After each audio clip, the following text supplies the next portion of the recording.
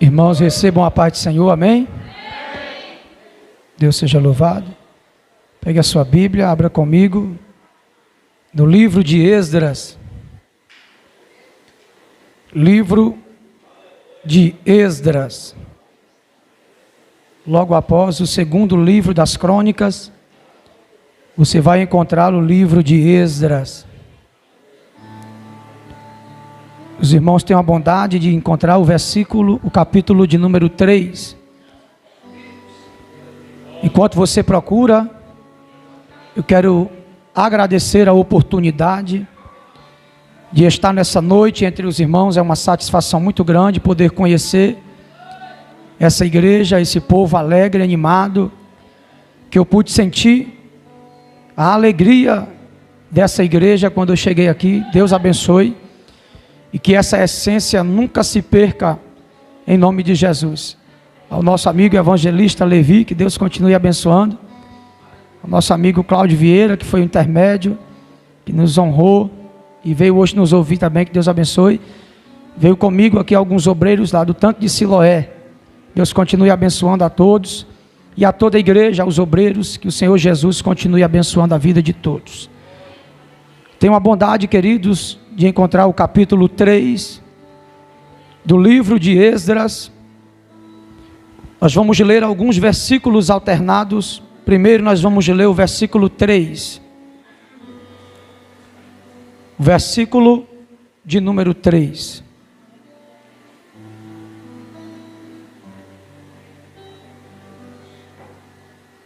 Para os irmãos que não me conhecem, eu sou o pastor Wellington, sou de Maranguape.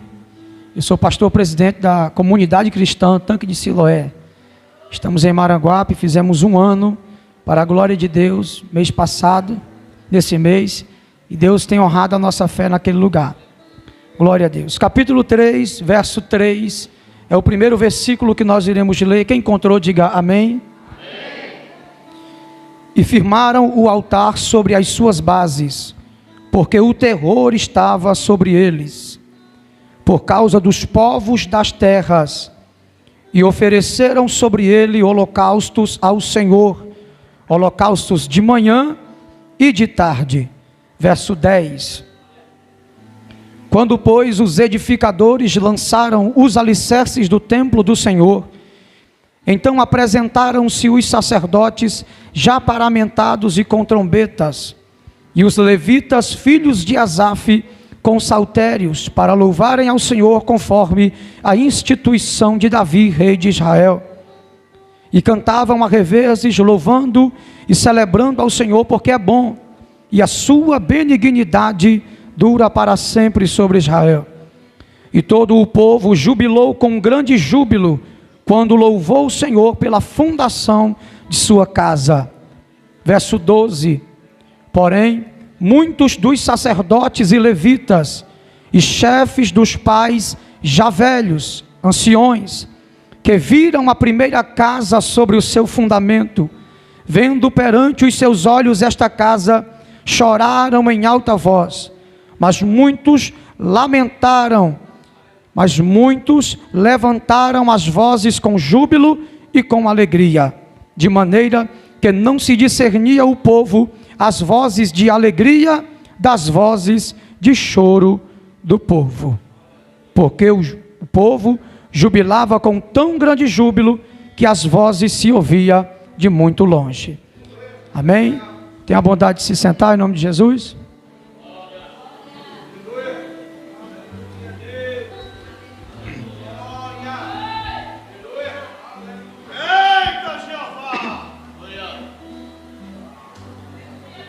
Queridos, eu quero lhes falar nessa noite sobre a restituição do culto. A restituição do culto em Jerusalém. Esdras, é um sacerdote pós-exílico, que surge no momento em que Israel é liberada por Ciro do cativeiro que eles passaram na Babilônia durante 70 anos. E é incrível quando nós olhamos o relacionamento de Deus com Israel, a sua noiva amada. Nós podemos ver pela Bíblia Sagrada, quando nós lemos o amor que Deus exercia por este povo. Quando lemos Ezequiel capítulo de número 16, os irmãos vão observar o momento do encontro de Deus com a sua nação amada Israel.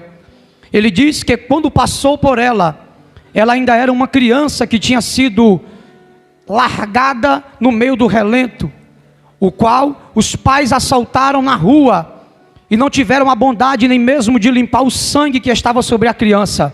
E quando Deus encontrou Israel, ele disse que ela era como uma criança que ainda tinha o seu cordão umbilical no canto.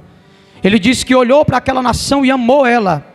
Ele disse que limpou o seu sangue, cortou o seu cordão umbilical, passou sal nas suas costas e a tomou para ele. Então ele começa a cuidar de Israel, da sua nação amada. Ele passa a exercer um amor profundo de marido e ao mesmo tempo um amor de pai e também um amor de amigo por esta nação. Quando Deus encontra Israel, ele passa a cuidar, e ele diz que certa vez passou por ela e já era tempo de amores. Quando ele olhou, ele viu que ela já era uma moça, então ele se apaixonou por ela e tomou ela como sua esposa. É interessante observarmos que Israel, após ser amada por Deus, era a nação que era beneficiada por ter Deus como seu Senhor. Quando lemos Ezequiel no capítulo de número 17, nós vamos ver o porquê que Deus escolheu Israel e colocou nela o nome de vinha. Porque todas as árvores que existiam, elas serviam para ser feito algum móvel, serviam para alguma coisa, mas ele decidiu olhar para Israel e colocar nela o nome de videira. Por quê? Porque a videira, ela é a única árvore que ela não, a sua madeira é inútil, ela não serve para fazer banco, não serve para fazer cadeira, não serve para fazer cama. A única coisa para a qual a madeira da videira serve é para dar fruto ou ser queimada no fogo. Ou a madeira da videira da uva, ou a madeira da videira seca e é lançada no fogo. Então todas as outras árvores tinham alguém por ela, mas quando ele olhou para Israel, ele disse: ela não tem ninguém por ela, e eu vou tomar ela para mim, e eu vou ser para ela o alguém que ela precisa. Ele abraça Israel e decide fazer de Israel a sua noiva amada.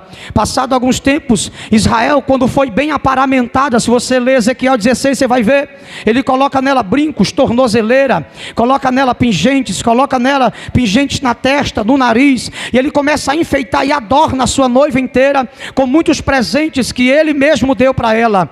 Israel, em um certo tempo da sua história, tornou-se uma mulher soberba e começou a voltar-se as costas para Deus e atrair Deus com outros deuses. Passou a deitar-se com Baal durante o dia e passou a procurar Deus somente à noite. Israel era noiva de Cristo, mas tinha um relacionamento extraconjugal com o diabo, e Deus não aceita. Tanto que quando você vai achar no livro de Ezequiel, ele vai falar das duas meretrizes, e quantos profetas já não sofreram por causa do relacionamento de Deus com Israel. Peço a sua atenção, quantos profetas já não sofreram por causa do relacionamento de Deus com Israel. Por que não falar de Ezequiel, um profeta que foi levantado dentro do momento em que o Israel estava exercendo o cativeiro babilônico? Este homem que Deus o chamou e fez com que ele dormisse 390 dias só de um lado de seu corpo.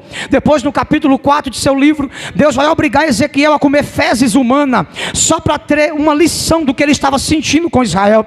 Porque esse é o profeta, ele é chamado para sentir aquilo que Deus está sentindo antes de entregar a sua mensagem. Primeiro, o profeta se relaciona com a mensagem para depois poder entregar. Profeta que Deus chamava, ele nunca pensava, imaginava ou sonhava a mensagem. Deus fazia ele vivenciar a mensagem para se relacionar com ela e então poder pregá-la. Ele colocou Ezequiel para comer fezes humana. Ezequiel olhou e disse: Senhor, nunca entrou coisa impura na minha boca. E ele disse: então coma esterco de vaca. E Ezequiel teve que comer esterco de vaca só para poder fazer a vontade de Deus. E por que não falar do momento em que Deus levou a sua esposa só para mostrar para o profeta que ele tinha perdido a sua? E por que não falar de Oséias, o homem que teve que casar com uma prostituta só para sentir o que é a dor de um adultério?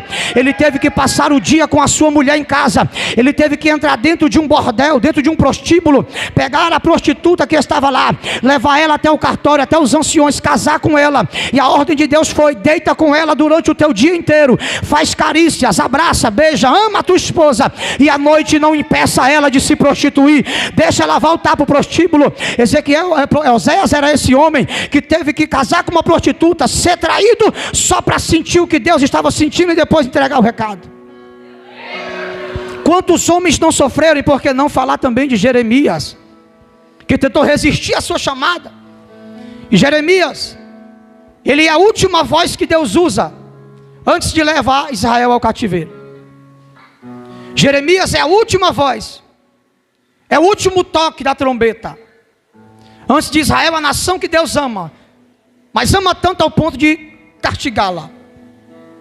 Se nós olharmos para o livro dos Juízes, nós vamos ver o momento em que a nação de Israel caiu numa decadência espiritual tremenda.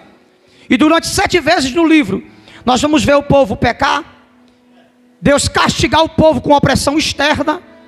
O povo se arrepende, chora, clama a Deus, Deus ouve o povo, levanta um juiz, liberta, e o povo peca de novo. Deus oprime o povo se arrepende, chora, Deus liberta, e o povo peca de novo. O período dos juízes foi a maior facada que Israel deu nas costas daquele que encontrou ela largada no relento. Foi o período em que ela decidiu, por livre e espontânea vontade, trair a Deus com toda sorte de deuses e com todo o exército dos céus. O momento em que Deus mais foi traído foi na época de Acabe, que a Bíblia diz que ninguém era como ele, que se vendia para fazer o mal contra Deus. E Deus decidiu pegar essa nação e levá-la ao cativeiro. Que no capítulo de número 29, verso 10, do livro de Jeremias, Jeremias vai profetizar e vai dizer o período em que a nação passaria dentro do cativeiro.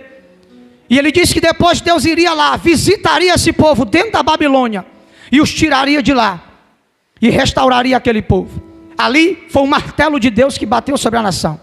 Já estava decretado e não tinha como voltar atrás.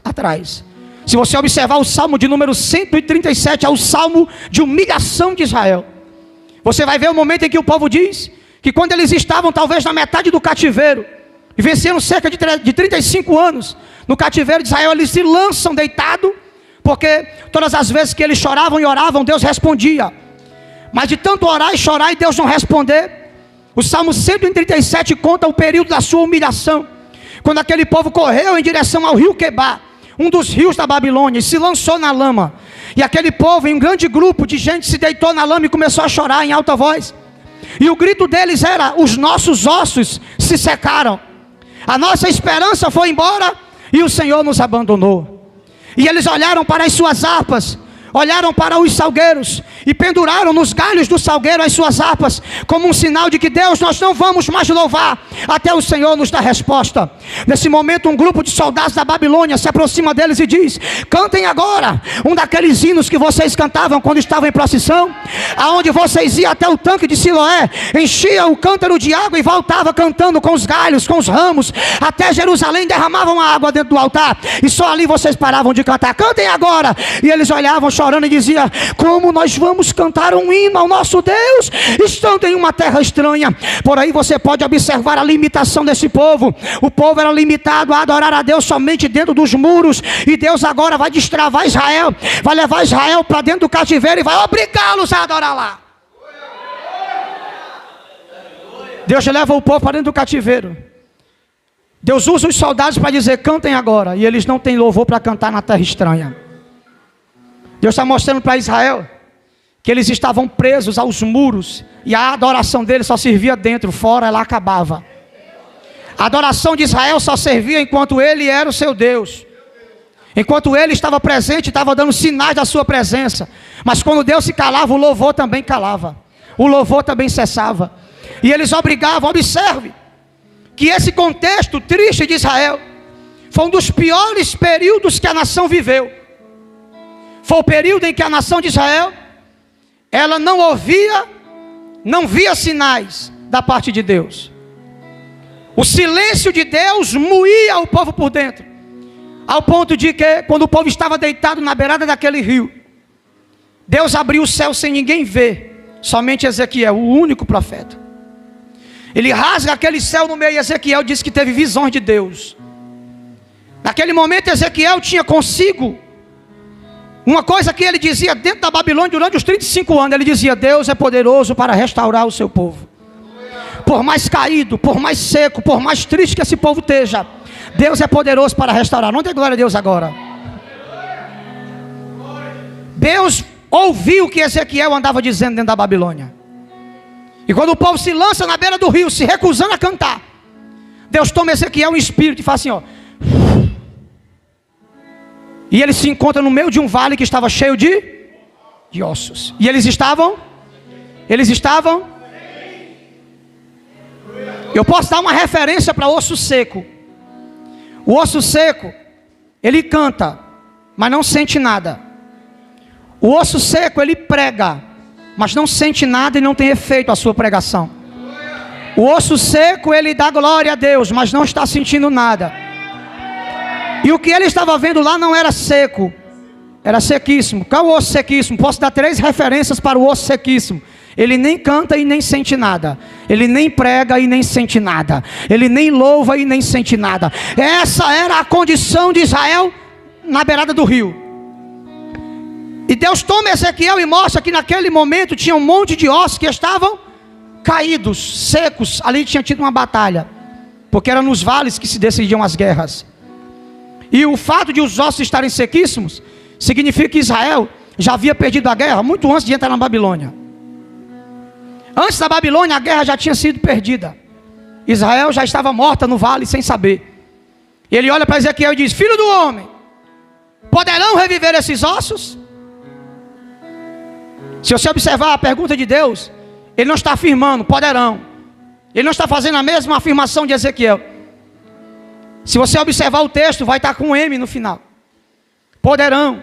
Está perguntando: em algum momento, em algum tempo da vida, esses ossos podem voltar a viver? Ezequiel olha para ele e diz: tu sabe? Ele: não, era você que estava dizendo na Babilônia que eles podiam. Poderão ou não? Ele disse: eu não sei, tu sabe, você que sabe. Era você que estava aí nas praças da Babilônia dizendo que eu poderia restaurar. E aí, posso ou não? Uma coisa é Ezequiel falar olhando para a carne, outra coisa é ele falar olhando para o espírito. Uma coisa é Ezequiel falar olhando o povo por fora, outra coisa é Ezequiel continuar crendo, vendo o povo por dentro. A visão que ele tinha por fora era de um povo bem aparentado, mas a visão que Deus tinha por dentro era de um povo caído. Tem gente que está com um sorriso no rosto, a sua melhor roupa, mas Deus sabe como é que ela está por dentro. É fácil para alguém chegar e dizer: Deus vai salvar teu filho, não estando na sua casa, não convivendo com ele. É fácil alguém dizer: Deus vai salvar teu marido, não estando na sua casa, não convivendo com você, não convivendo com ele. Eu quero ver ela dizer: o meu vale tem solução. Se você observar a referência, para mim não tomar muito tempo, a referência diz que eram ossos sequíssimos. A ciência diz que quando os ossos estão sequíssimos, as impressões digitais são quase impossíveis de serem reconhecidas. Quando o osso está sequíssimo, ele está naquele processo onde não sobrou nada para os animais grandes, só para as formigas. E as formigas fizeram pequenos buracos no osso, que qualquer pessoa que pega nele com um pouquinho de força, ele faz assim, ó. Então, o osso sequíssimo, as digitais dele estão irreconhecíveis, não dá para saber quem é. Aí Deus olha para Ezequiel e fala: essa aí é toda a casa de Israel. O osso está sequíssimo, não dá para saber quem é. As impressões digitais apagaram, mas Deus está dizendo: é a casa de Israel. Mas não tem impressão digital, mas eu sei quem é. Mas a impressão digital está apagada, mas eu conheço, mesmo sem impressão digital. Será que alguém pode me emprestar a mão direita? Deus está dizendo para alguém que está aqui hoje: ainda que o mundo apague as suas impressões digitais, eu ainda sei quem você é. No lugar que você for, eu irei atrás de você. Quantos podem abrir a boca e adorar a Ele? Porque Deus te conhece, mesmo quando o mundo te torna irreconhecível. Tem muitas pessoas que nós passamos por eles nas praças aí, drogados, secos, maltrapilhos. E a gente passa e diz: isso é um drogado. Mas Deus conhece que lá atrás ele pregava. Só que a gente não sabe, que a impressão digital apagou. Ele não está com a gravata, ele não está com terno, o cabelo não está penteado, ele não está com sapato igual o meu, ele está todo mal amanhado. A gente olha e diz, isso é um ladrão, isso é um flanelinha. Aí Deus, não, ele é pregador, ele louva isso aí, ó. Eu conheço porque eu sei. Tu não está vendo a impressão digital dele, mas eu ainda consigo ver, está ali, ó. Ei, mesmo que o mundo tente apagar, eu ainda conheço. Essa é a nação. Essa é a nação amada, que fez muitos homens de Deus sofrerem para poder chegar onde Deus queria. Deus sempre tentou com essa nação para fazer com que esse momento não chegasse na sua vida. E se você observar esse momento do vale, está todo mundo caído e todo mundo é osso seco. Mas quem é que está de pé? Ezequiel está em pé no meio do vale. Ele disse, essa aí é toda a casa de Israel, menos você. Porque se toda a casa cair, você também, aí não tem jeito. Mas enquanto um estiver em pé, ainda tem condição de ter profecia. Enquanto um estiver em pé, ainda tem profecia. Enquanto teu filho caiu, teu marido caiu, teu genro caiu, mas se você estiver em pé, ainda tem profecia. Quantos podem levantar a mão direita e profetizar sobre a sua casa? Ainda há esperança. Deus vai restituir. Ele diz para Ezequiel, eles estão dizendo assim agora mesmo ali, ó. Tu não está ouvindo, mas eles estão gemendo aí. Estão dizendo que os ossos deles se secaram. Eles estão dizendo que a esperança deles acabou. Eles esqueceram do que eu falei pela boca de Jeremias, que eu ia visitar eles quando fizesse 70 anos. E eu ia tirar eles daí. Mas eles estão dizendo, Deus não nos escuta mais. Deus nos abandonou. É uma noiva que decidiu trocar o certo pelo duvidoso, que decidiu trocar o bom pelo mais ou menos, e agora se encontrava nessa situação. Essa nação recebeu de Deus carinho, amor e cuidado. Deus sempre deu vitória a essa nação e lhes fez promessas magníficas, promessas que nenhum outro Deus poderia fazer aos seus adeptos. Deus fez a Israel. Se nós observarmos a trajetória desse povo, que no livro de Isaías, no capítulo 45, nós vamos ver que muito antes desse povo entrar na Babilônia, esse já era um projeto de Deus para poder trazer esse povo de volta. Porque Isaías no capítulo 44, versículo 18, você vai observar que ele vai falar: o que vocês dizem de Ciro, o meu servo? Que eu tomarei pela sua mão, e ele dirá a Jerusalém: funda-te, e dirá ao altar: ergue-te. Depois do 45 entra e ele diz que ia tomar Ciro pela mão, o seu ungido, e ele ia fazer aquilo que lhe apraz. Agora me diga uma coisa: quem é Ciro no capítulo 45 de Isaías? Quem é Ciro no capítulo 44, versículo 18 de Isaías? Um homem que nasceu 120 anos depois dessa profecia. Isaías chamou ele pelo nome. Antes da mãe nascer, antes da mãe pensar em ter filho, antes da mãe de Ciro nascer, Deus já chamava Ciro pelo nome. Então eu quero quebrar um negócio aqui que está lá em Jeremias, que diz que quando tu estava no ventre, se formando, eu te chamei. Não, ele chamou antes de tu começar a entrar no ventre e se formar. Ele já sabia que tu ia entrar no ventre, já sabia que tu ia se formar. Jeremias não está errado, está certo, mas vai muito além disso. Ele nos conhece muito antes disso. Muito antes. Porque antes de Ciro vir, Ciro foi chamado pelo nome 120 anos antes. 120 anos depois, chegou o fim do cativeiro de Israel. Ciro é levantado. Ciro recebe a ordem de Deus para deixar o povo ir embora da Babilônia. E ele faz cartas e decide mandar o povo embora, voltar para Jerusalém. E ele faz uma pergunta: quem dentre vós deseja voltar? E o sacerdote Esdras vai dizer que todo aquele cujo espírito o Senhor moveu, voltou com ele para Jerusalém. Você está entendendo que só aquele cujo espírito Deus moveu? Agora aquele que o espírito não moveu ficou na Babilônia. Alguns judeus até em aramaico aprenderam a falar, de tão acostumados que estavam com o cativeiro. Mas outros passaram 70 anos e não se acostumaram com aquele lugar. E o Espírito moveu, entenda. Muitas vezes não é você que não quer ir, é o Espírito que não quer que você vá. Muitas vezes você cruza o braço e diz, eu não vou pregar. Não é você que não quer pregar, é o Espírito que não está te movendo. Porque se ele mover, você prega, você não faz sua vontade. Paulo disse, pode por acaso o objeto formado dizer ao que o formou, por que tu me fez assim? Não tem poder o oleiro para da mesma massa fazer barros para fins honrosos e outros para fins desonrosos? Então quem manda é ele, quem controla, quem governa é ele. Então o povo que Deus moveu, voltou. E o povo que ele não moveu, ficou. E esse povo saiu em direção a Jerusalém. E Ciro dá a eles todo o suporte para que eles pudessem edificar.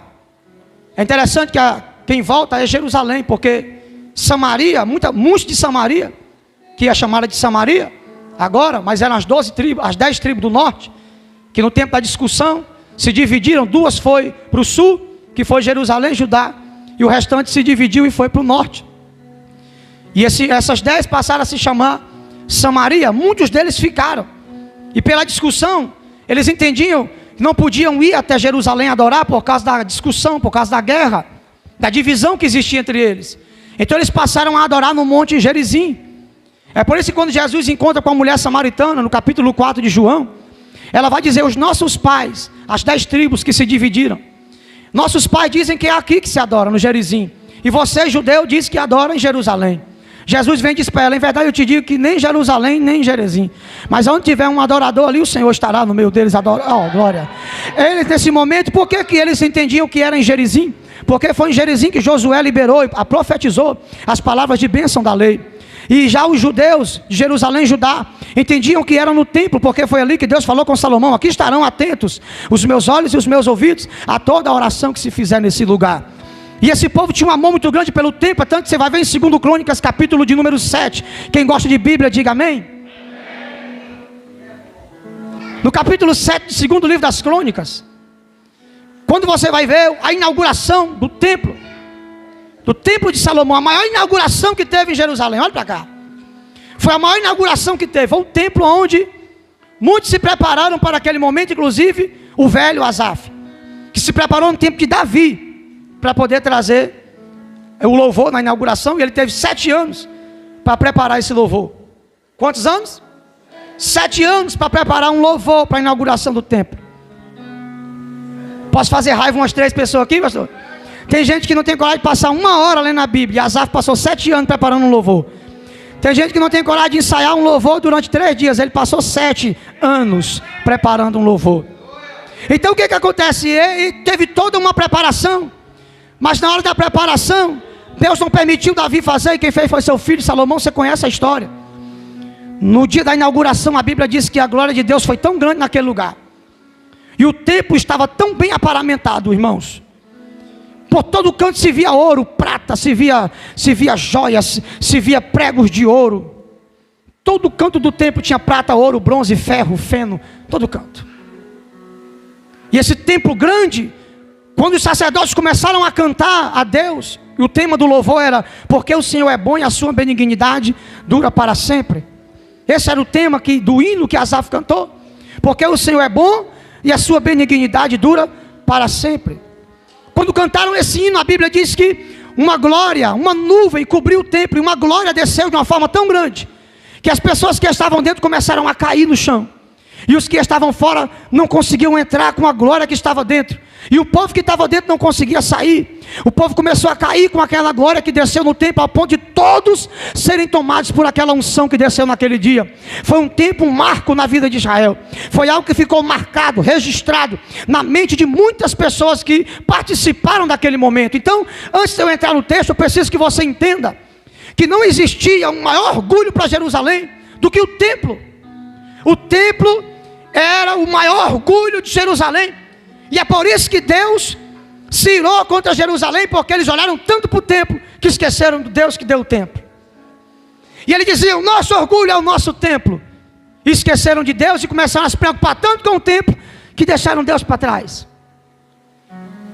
E esse era o seu orgulho, era a sua soberba. E Deus permite Nabucodonosor entrar e destruir o templo inteiro, quebrar tudo. E o povo passa 70 anos fora. Quando eles vão voltar, é só escombros. Tudo está destruído, tudo está em ruínas. O grande orgulho. Durante 70 anos morreu pessoas. Muita gente da família de Asaf morreu. Dos levitas, mas muitos foram nascendo e foram se preparando. Teve gente que nunca viu um templo na vida, a não ser templos pagãos. Gente que nasceu dentro da Babilônia, aprendeu a falar aramaico, conhecia o Deus de Israel de ouvir falar, mas nunca teve a satisfação de ofertar em um altar que fosse santo verdadeiramente. E esse povo tinha essa sede, Cláudio, de poder participar de um culto a Deus, mas na Babilônia não tinha como. Então chegou o grande dia. Se você ler o Salmo 126, eles vão dizer: no dia em que o Senhor nos fez regressar a Israel, a Sião, nós estávamos como aqueles que sonham. Nossa boca se encheu de júbilo. Agora vocês cantam, né? Nossa boca se encheu de júbilo, e nós voltemos para Sião com alegria. É verdade que aquele que planta a semente, a preciosa semente, com lágrimas, com júbilo de alegria, vai voltar colhendo seus molhos, porque Deus é fiel. E voltaram cantando para Jerusalém. Quando chegaram em Jerusalém, olharam para onde era o templo e só encontraram pedaços de madeira, pedaços de tijolo, pedaços de pedra, tudo caído. E a tristeza tomou conta, e foi levantado Zorobabel e Josué, filho de Josadaque, que foram levantados como pedreiros para a reconstrução do templo. Eles não eram pedreiros. Zorobabel era príncipe de Judá. O príncipe estava com a mão na massa. Josué era o sumo sacerdote e estava com a mão na massa. Tem diácono que não quer trabalhar porque é diácono. Eles estavam com a mão na massa. Vou já entrar, irmão, viu? Estavam com a mão na massa, trabalhando. E começaram a trabalhar, começaram a construir. Estou montando pano de fundo para você entender onde é que eu quero chegar. Começaram a construir, começaram a trabalhar e foram levantando.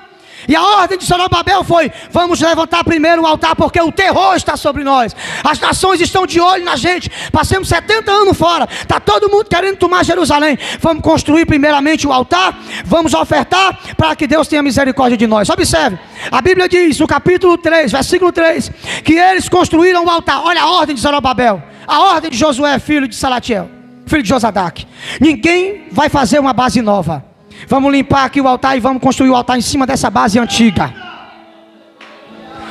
E construíram o altar do Senhor sobre as suas bases. Não tiraram o alicerce antigo. Fizeram o altar em cima do alicerce antigo. Em cima do alicerce que Salomão fez, eles construíram um novo. O altar não se tornou novo, se tornou o mesmo, porque o alicerce era o mesmo. Quando o alicerce é outro, o altar é outro. Mas quando o alicerce é o mesmo, mesmo novo, o altar continua sendo o mesmo. Sabe por que tem muita coisa que está acontecendo errado? Porque a base do altar é outra, mas a base tem que ser a mesma. Paulo diz: ninguém lance outra base senão a que já foi lançada. Quem é? Jesus. Enquanto a base for Jesus, tem fogo no altar, tem presença no altar, tem glória no altar, tem unção no altar, tem resposta no altar, tem água no altar, tem unção no altar. Posso entregar algo revelado para você? Senti Deus aqui, vou entrar. Só dá um pulo alto aqui, pastor. Se cabule não, que o negócio é assim mesmo.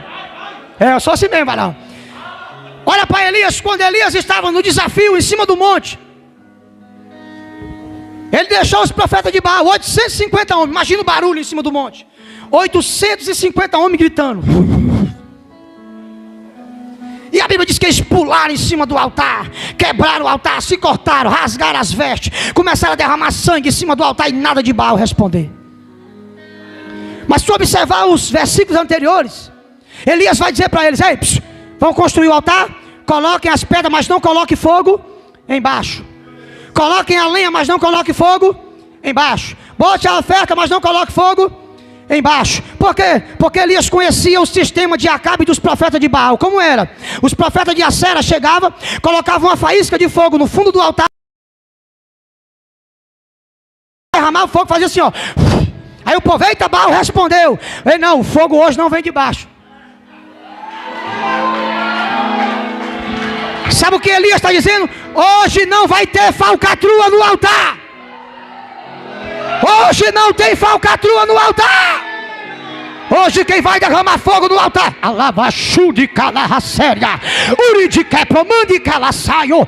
hoje quem vai derramar fogo no altar é Deus. Urimika, Chorresideria, Urabaia, Tequemordia, Relevardia, Canassuri, Micandaraia. Hoje o fogo vem de cima, e se não vier de cima, não foi Deus. Ei, para não sair muito do contexto, quando eles terminam de adorar, Elias vai entrar. E o texto diz que Elias vai fazer o que com o altar? Ele vai construir um altar novo do lado do altar dos profetas, não é? Ele vai fazer o que? Ele vai consertar. Está vendo como não precisa trocar de altar, é só consertar. Não precisa trocar de esposa, é só consertar. Não precisa mudar o marido, é só consertar. Mas Elias vai usar um altar que o diabo usou. Deus é assim, ele pega o que o diabo usou e usa também. A diferença é que ele conserta. Eu não usaria aquele altar, mas Elias usou. Elias pegou o altar que os profetas de Baal, que tinha sangue humano, roupa rasgada, tinha lenha quebrada, tinha pedra espatifada, tudo em cima do altar estava quebrado. Elias vai pegar o mesmo altar, vai consertar e o fogo vai descer sobre ele.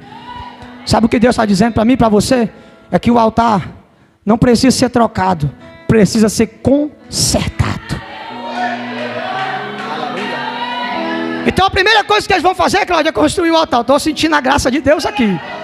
Já está me dando vontade de sair correndo, meu querido. Jesus está dizendo para mim e para você hoje que o altar tem que ser consertado. E ele sabe por que ele está falando isso aqui, que ele não é doido. Doido é eu, Jesus não. Então quando Zorobabel decide tomar a frente da construção, varão,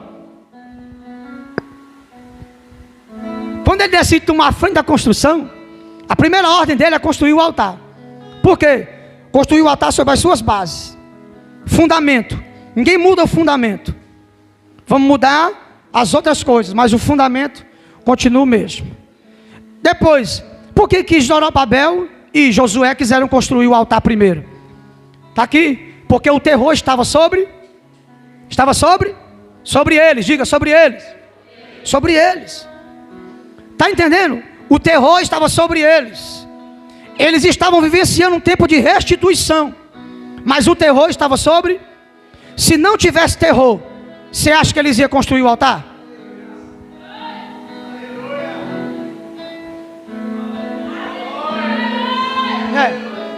Não, seja sincero. Se não tivesse alguém oprimindo, você acha que eles iam construir o altar? Então tem coisas que Deus permite para poder te fazer se sentir obrigado a construir o altar. Tem coisas que Deus permite acontecer e coloca sobre a sua vida uma pressão tão grande, para você entender a necessidade de levantar primeiro o altar lá dentro. Deus está permitindo certas coisas acontecer na sua vida, certas perseguições, certas pessoas que estão te oprimindo, falando de você, certas pessoas que estão tentando tirar o seu ministério, para que você entenda que é tempo de construir o altar sobre a mesma base que era dele. Voltar a orar, voltar a ler, voltar a buscar, voltar a jejuar. É tempo de voltar a adorar, parar de pedir para as pessoas orar e começar a orar. É tempo de descer na madrugada. O teu banquinho está sentindo falta de você. O teu sofá está com saudade de você. A beirada da cama está com saudade de você. Eita glória, o seu quarto, a portinha fechada, está sentindo sua falta. O monte está com saudade de você. Aquela pedra que tu orava nela, está sentindo a tua falta. Volta para lá, Jesus está te chamando. Ele ainda está no mesmo lugar. Se não tiver o terror, não tem pressa. Então vamos, levanta logo o altar. E eles ofertaram, começaram a ofertar sobre aquele altar. Olha só, irmão, eles não esperaram fazer o templo para começar o culto. Fizeram o culto só com o altar. Fizeram o altar e o culto começou. Ô glória, não tem nem templo, mas dá para adorar, não dá não? Dá, então adora aí. Não, mas não tem teto, não está rebocada, mas adora. Sabe o que eles estão fazendo aqui? Eles estão adorando, fizeram só um altar e começaram a cultuar. Sabe o que foi, pastor? Que o povo estava vindo, o povo estava chegando. Se pudesse dar um nome para essa igrejinha, dizer a igrejinha do altar. Estava lá, só o altar construído e o povo estava indo para o altar adorar. E aquele povo que nunca tinha participado de um culto, agora estava tendo a honra de participar. Aquele povo que não sabia o que era sacrifício, o que era oferta, o que é glória de Deus, agora estava podendo participar desse momento. Mas sabe o que é tremendo no texto? É que a Bíblia vai dizer para mim e para você aqui, que na hora que eles estão construindo aqui o altar ainda, os sacerdotes, filhos de Asaf, que eram chamados assim, eles chegam todos, já chegam com uma trombeta na mão, só esperando a colher de pedreiro passar pela última vez para começar a tocar, irmão. A agonia de adorar a Deus era tão grande, que os sacerdotes estavam tudo vestidos, já paramentados com as trombetas na mão, esperando eles terminarem o serviço para começar.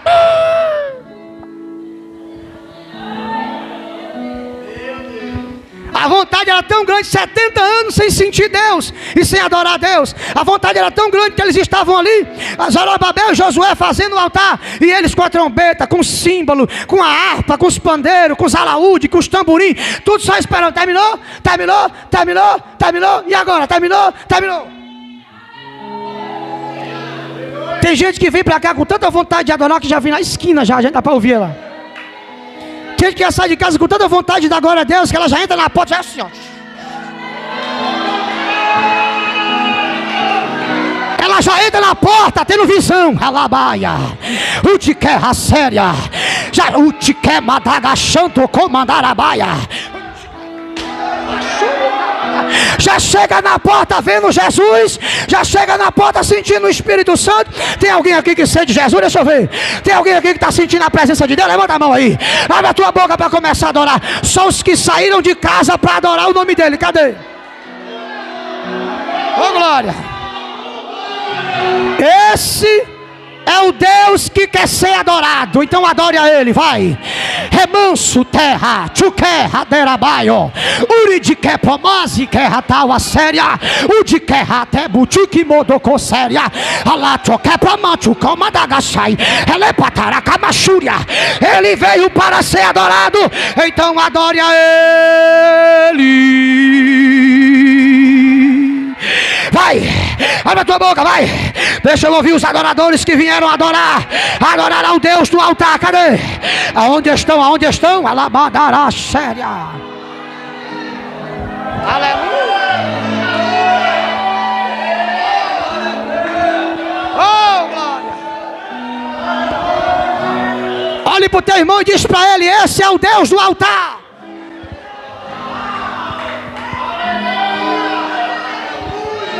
Quando eles estão construindo, meu amigo Levi, quando eles terminam, quando eles acabam e finalizam, foi o maior orgulho de Zorobabel e de Josué. Olha aí, olhou um para o outro. Primeiro altar depois de 70 anos, varão, e nós estamos fazendo. Aí começou.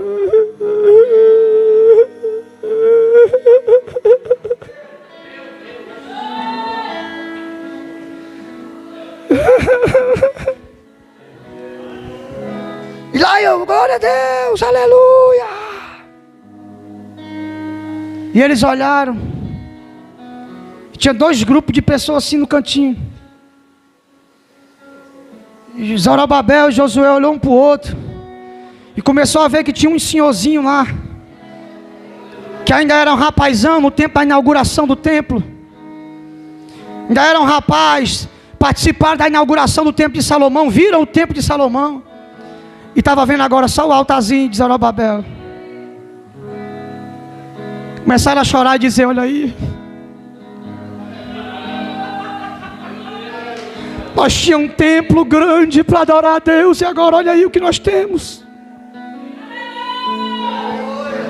Mas olha o que nós temos agora. Nós tínhamos um templo cheio de ouro, prata, que o sol batia na porta, de longe se via seu fulgor. Olha o que Deus nos deu agora. Um simples altar. Nesse momento tinha um caba doido chamado Ageu, e ele estava olhando aquela situação. Ele começou a ver que Zorobabel e Josué começou a baixar a cabeça e se entristecer. E ele saiu marchando em direção a eles.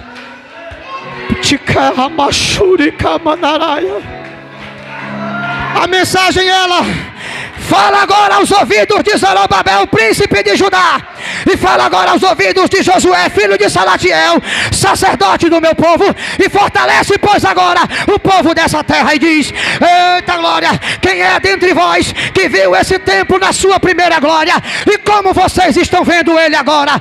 Ora, pois assim diz o Senhor, não é nada diante dos vossos olhos comparado com aquele. Alegra-te, pois, agora, Zorobabel, te fortalece agora, Josué, filho de Salatiel, porque assim diz o Senhor dos Exércitos: uma vez, ainda dentro de pouco tempo, e eu farei tremer o céu, farei tremer a terra, o mar e a terra seca, e eu moverei as nações e trarei até vocês o desejado de todas as nações, e eu encherei a minha casa de glória. Oh glória, minha é a prata e meu é o ouro, assim diz o Senhor. Oh glória, a glória dessa última casa será maior, maior, maior, maior, maior do que a da primeira. Quem pode, pegou, pegou, pegou, pegou. Só quem crê em profecia. Abre a boca para dar glória a Deus, porque Jesus desceu na casa.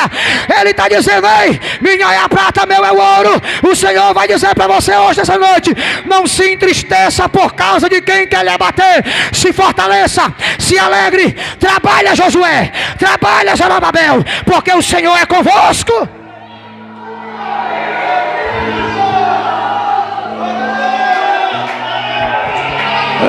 Lavachuribi calamandarai. Uramancho hebinaragashondoko. Bidiki amashore hamandagas. Miniga mashuribi dikamanchoko mandarabaya. Elemashore bedegavai. Elabarabashudibidirias. Irias. Amanto hemikamacho. Elebaracocha mandagasséria. Eita, já estou sentindo a tua presença, meu Deus. Eu estou sentindo a tua glória. Assim diz o Senhor a Zorobabel, príncipe do meu povo: eu me lembrei da palavra que eu disse a vocês, segundo o concerto que fiz convosco, quando ainda estavam no Egito. Não temas, porque eu estou no meio de vós. Aleluia. Aleluia. Pega na mão de alguém do teu lado, segura a mão dele. Levanta a mão dele para cima, levanta. Eu queria subir anda galaséria. Deus está dizendo para ti hoje: trabalha. Não tenha medo de quem está tentando te parar. Continua, porque eu estou contigo. Eu estou contigo. Eu estou. Pega a mão dele, vai. Levanta a mão dele para cima. Já começou a encher. Já começou a encher. Ele está dizendo: continua trabalhando, porque eu vou tirar a tua vergonha e o opróbrio que o Egito te causou. Eu vou tirar.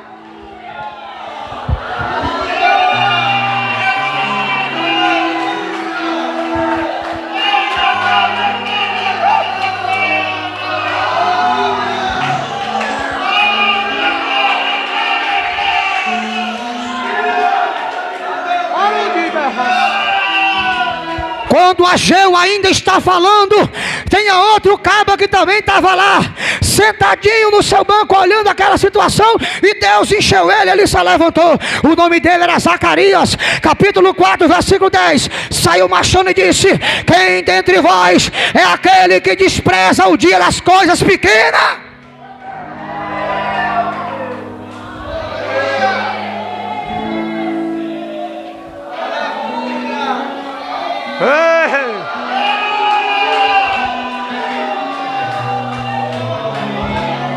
Tivesse muito e não valorizou. Agora Deus te deu coisas poucas e tu estás murmurando, está se entristecendo. Se alegra no tempo das coisas pequenas também. Se alegra no tempo das coisas pequenas também. Se alegra com um pouquinho que Deus te deu. Abachore mandaraia. De carabasturiria mandagawasha. Edemasso, devedegawasho. É de promanzi que é você minarabaia. Na hora que ele está falando, Zacarias levanta. Zorobabel estava triste, Josué estava triste, porque fizeram um altar com amor. Foi o que o dinheiro deu para fazer. Não deu para deixar o altar mais bonito, não deu para colocar a arca como tinha no outro, não deu para colocar o candelabro como tinha no outro, não deu para colocar a mesa dos pães como tinha no outro, não deu para colocar o altar do sacrifício como tinha no outro. Só tinha pedra, só tinha pichê, só o altar limpo, não tinha nenhum utensílio em cima, só tinha os vasos, só tinha os cântaros, só tinha as talhas, mas não tinha nenhum ouro, nenhuma prata, não tinha nada, porque o dinheiro não dava. Mas Deus disse: não tem ouro, não tem prata, porque minha é a prata, meu é o ouro, mas não tem prata, não tem ouro, mas tem minha glória, tem minha glória, tem minha glória, tem minha glória, tem minha glória, tem minha glória, tem minha glória, tem minha glória, tem minha glória.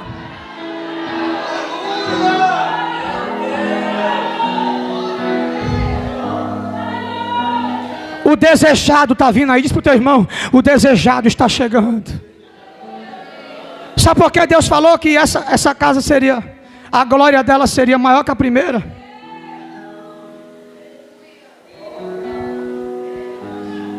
Esse templo que Zorobabel construiu nunca foi igual ao de Salomão, nem melhor do que ele. Nunca foi. Mas Deus fez uma promessa ao povo e disse que ia encher ela de glória. E Ele disse: dentro de pouco tempo eu farei tremer os céus, Zorobabel. Eu vou fazer tremer a terra a teu favor, Zorobabel. Eu vou mexer as águas do mar, Zorobabel, para lá e para cá, ó. Vou sacudir nação por causa de tudo. Eu estou vendo a humilhação que estão causando para vocês aí, mas também como eu vejo a humilhação, eu vejo o teu coração e sei que tu fazes a obra com amor. Então se prepara, porque dentro de um pouquinho, e eu estou trazendo o desejado aí. É porque que essa casa aqui, a glória dela foi maior que a primeira, porque na primeira desceu a nuvem, mas nela entrou Jesus com um chicote na mão. Oh glória, Jesus entrou dentro dela com um chicote na mão, açoitando o cambista, açoitando o vendedor, cobrador de imposto. Foi nessa casa, ela não teve a nuvem, não teve ouro, não teve prata, mas Jesus entrou nela, calçando chinelo de couro, túnica sem costura, cabelo acabado do sol, pele queimada, com a zorrague na mão, dando 2 dobras, e entrou: a casa do meu pai será chamada a casa de oração. Sai expulsando o demônio, expulsando o espírito maligno. E aquela foi a glória de Deus sobre a casa, ó. Todo mundo esperou a glória descer do mesmo jeito que desceu no tempo de Salomão. Todo mundo pensou que então se essa glória vai ser maior, então se lá a gente caiu, nessa a gente vai desmaiar. Se naquela a gente pulou, nessa nós vai rodar.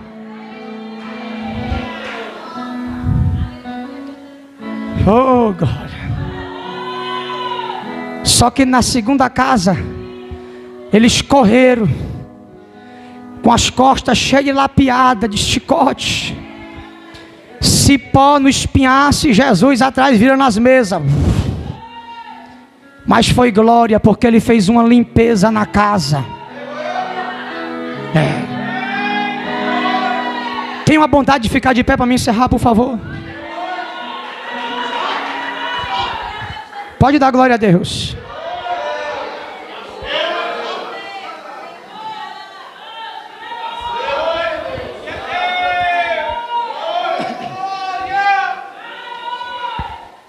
Eita Deus! Meu pastor,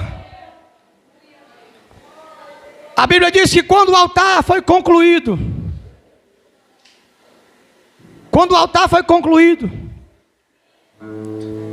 começou um choro, uma tristeza, e ao mesmo tempo, misturado com isso, tinha gente se alegrando, e o barulho era tão grande que não dava para discernir quem estava alegre de quem estava triste. Porque ao passo que alguns se alegravam, outros choravam. Olha só. Sabe quem é que estava chorando? Quem estava agarrado com o templo de Salomão. Sabe quem estava feliz? Quem nunca teve templo e um altar para eles era a melhor coisa que poderia acontecer, querido.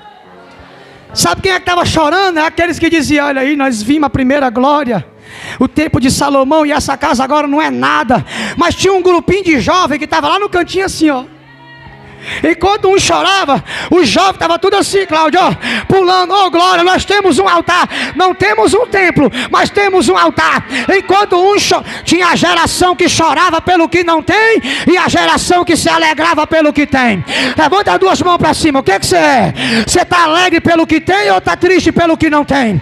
O que? E solta as coisas passadas. Olha lá, Isaías capítulo de número 43, versículo de número 18. Não recorre das coisas passadas e nem considere as coisas antigas. Verso 19: eis que faço uma coisa nova, por acaso não estão percebendo? Você nunca vai viver coisa nova se não largar as coisas velhas. Se desprende da adoração antiga e entra no nível de adoração novo. Deus quer te renovar para uma adoração diferente. Sabe qual é a adoração? É a adoração que não olha para o ouro, a adoração que não olha para a prata, a adoração que não se preocupa com o esplendor, a adoração que não se preocupa com a glória, mas é a adoração do altar, a geração do altar, a geração do altar. Olha a boca, olha a boca, olha a boca. Floresça e não haja fruto na vida. Começa a adorar ele, vai. E o produto da vida de calacé. Oh Espírito, Deus vai começar a renovar pessoas aqui agora. Deus vai te destravar agora. Destrava, destrava, destrava lá. Destravou, destravou, destravou. Agora, agora, agora, agora, agora. Pega, pega, pega. E o produto da oliveira me dá, todavia me alegrarei.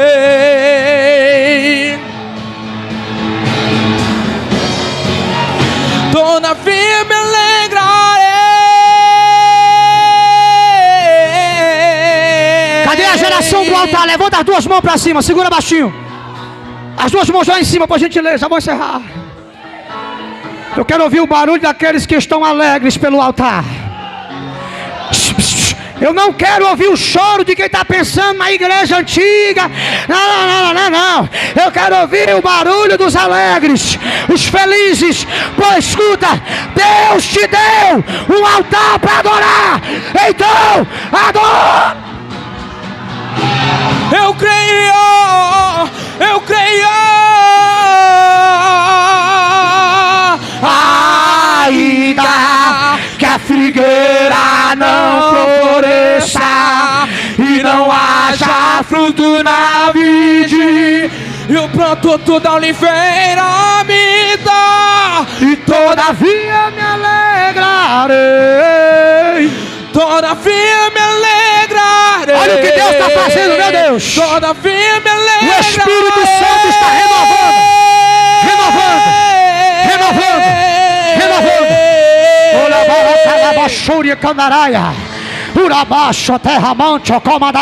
Até o porteiro já sentiu a glória.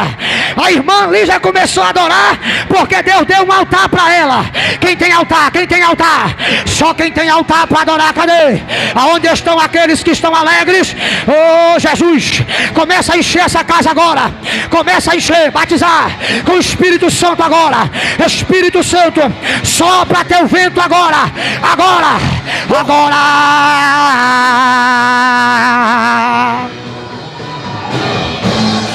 Pode uma mãe se esquecer de um filho. Davi estava esquecido, cuidando de ovelha, estava esquecido. José estava esquecido, na cisterna estava esquecido. Venderam ele, estava esquecido, na prisão estava esquecido. Aleluia! O paralítico estava esquecido, no tanque de Betesda estava esquecido, o cego Bartimeu estava esquecido, em Jericó estava esquecido, o carpinteiro estava esquecido, venderam ele, estava esquecido, prenderam ele, estava esquecido, deram uma cruz para ele, estava esquecido, na via dolorosa estava esquecido, no primeiro dia estava esquecido, no segundo dia estava esquecido, no terceiro dia estava esquecido, mas o terceiro dia ele ressuscitou, no terceiro dia ele se levantou, e hoje eu vim aqui só para te dizer que eu não perdi o controle não, eu não perdi o controle não. Ainda tem uma igreja de altar ainda, querido. Já começou a usar em profecia lá. Eu não perdi o controle não. Eu não perdi. Levanta a tua mão, levanta. Levanta a tua mão pra cima, levanta. E começa a aumentar o nível da tua adoração nessa noite, vai. Aumenta. Eu não perdi. Aumenta. Eu não Aumenta. perdi. Aumenta. Eu não perdi. Aumenta o nível da tua adoração, vai. Se prende não, vai. Jesus desceu na casa hoje. Ei, a glória é maior. A glória é maior. Se é maior, cadê? Se é maior, cadê? Deixa eu ver os batizados com o Espírito Santo, cadê? Eu não perdi o controle.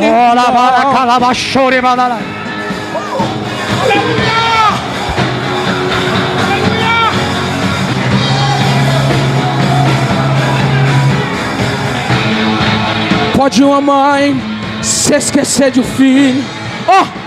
Davi estava esquecido, cuidando de ovelha, estava esquecido. José estava esquecido, na cisterna estava esquecido, venderam ele, estava esquecido.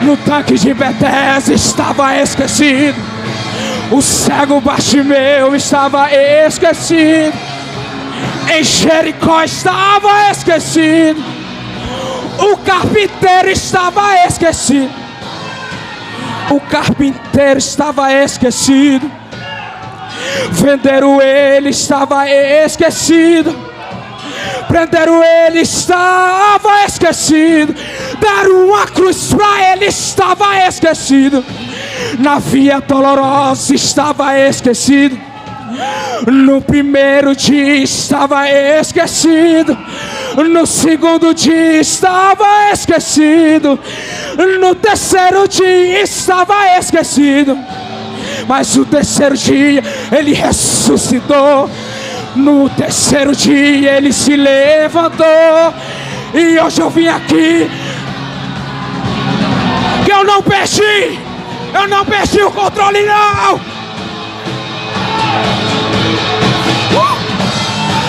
Eu não perdi o controle não.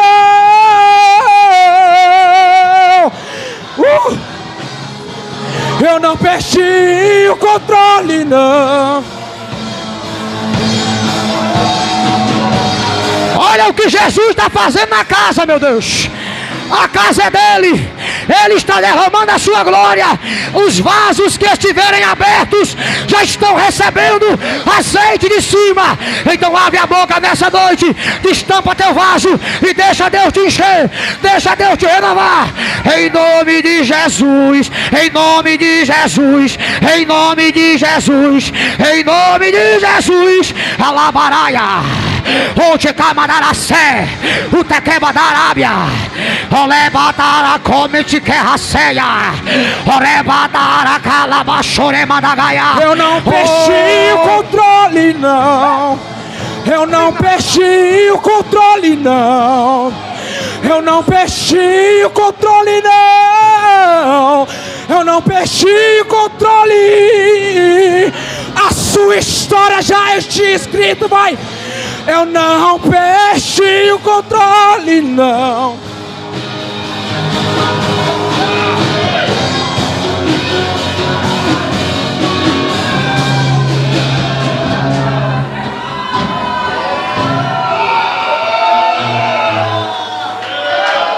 Só quem está sentindo essa presença, dá um glória a Deus aí, igreja. Só quem está sentindo essa unção, dá um brado de glória para Jesus. Papai desceu na casa e provou na prática que a glória da segunda casa será maior do que a da primeira. Olha aí. Glória a Deus. Eu quero louvar a Deus. Aleluia.